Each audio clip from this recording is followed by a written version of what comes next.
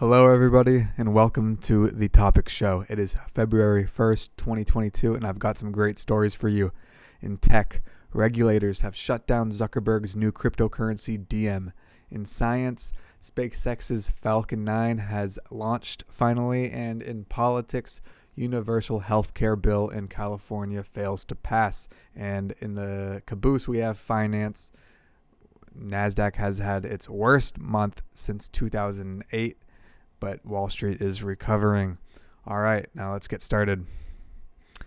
Before I start, actually, this episode, as always, is brought to you by the official Topic app. It is super fun. You get more stories, more podcasts, so download it at downloadtopicapp.com.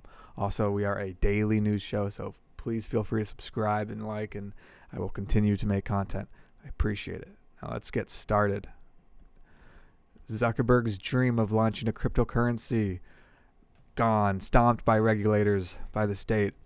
It seems like he was planning a cryptocurrency called Diem, which is Latin for day. It was launched as sort of a supplementary project to Meta. So all of the apps within Meta and all the projects in the metaverse were going to be backed by Diem and use that as its cryptocurrency. I actually remember a couple years ago, it might have been 2019, when Mark Zuckerberg said that he was going to spend his whole year studying cryptocurrency. So it seems like this is what it has amounted to. Fantastic. But it was actually, Diem was actually created by this company called Silvergate, which is in association with Meta. But it was sold for around $200 million.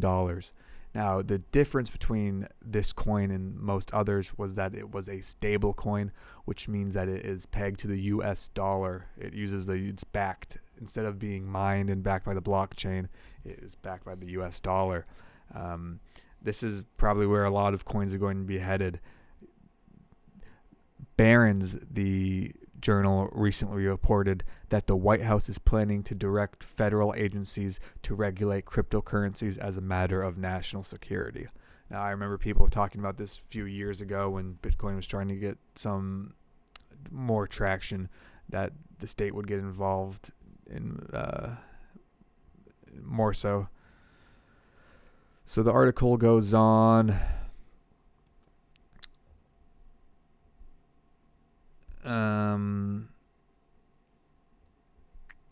While Meta's ties to Diem are over, there's always the chance that Silvergate or another player revives the project. Even though Meta's reputation ultimately sank it, the design of Diem was more transparent and regulator-friendly than a lot of existing stablecoins.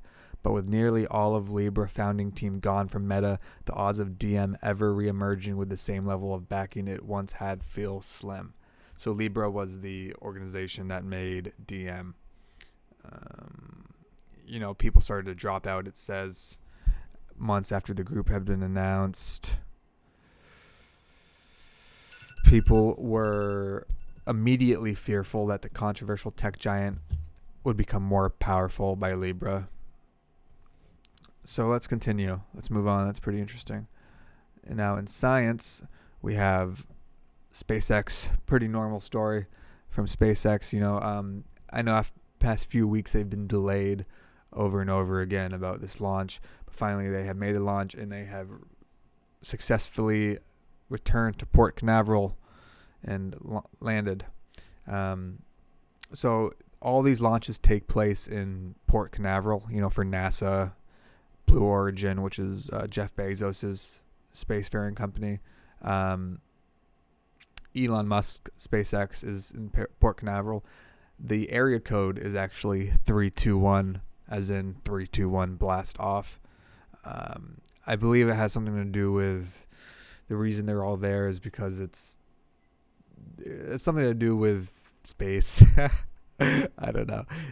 It's a way for them to get more speed, I guess, to exit the atmosphere. Something about the where Port Canaveral in Florida is positioned. All right, now let's move on to our politics. So there was a bill proposed, or not even proposed, by this guy Ash Kalra, and it was to be it was to make California the first single-payer universal health care having state. This guy, Ash Cholera, has been pushing for it. I apologize if I'm getting that name wrong. He quotes, "It became clear that we did not have the votes necessary for passage, and I decided that the best course of action is to not put AB 1400 for a vote today." So I guess that was the bill and was not voted on. Although the bill did not pass the assembly by today's deadline, this is only a pause for the single-payer movement. Our coalition, including the mighty California Nurses Association, will continue the fight for accessible, affordable, and equitable health care for all Californians, Cholera added. So, seems like a stretch, but if any state's going to do it, I guess it would be California.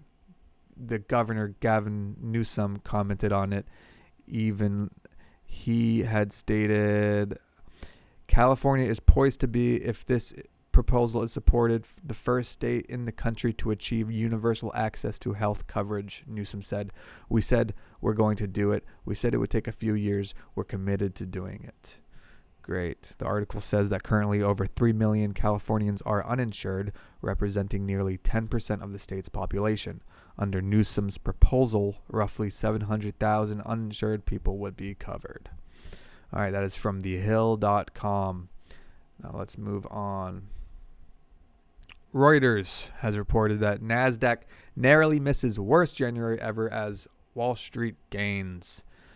So I believe that it is the worst January in the stock market since the 2008 housing market collapse. So the article just goes into how tech stocks were hit heavy, but that's yesterday we closed green, I believe, which would have been Monday, January 31st. So it's recovering, and it talks a little bit about the Federal Reserve is planning on hiking up interest rates, so how that may affect some of the higher pricing stocks, tech stocks specifically. So this is from David French on Reuters.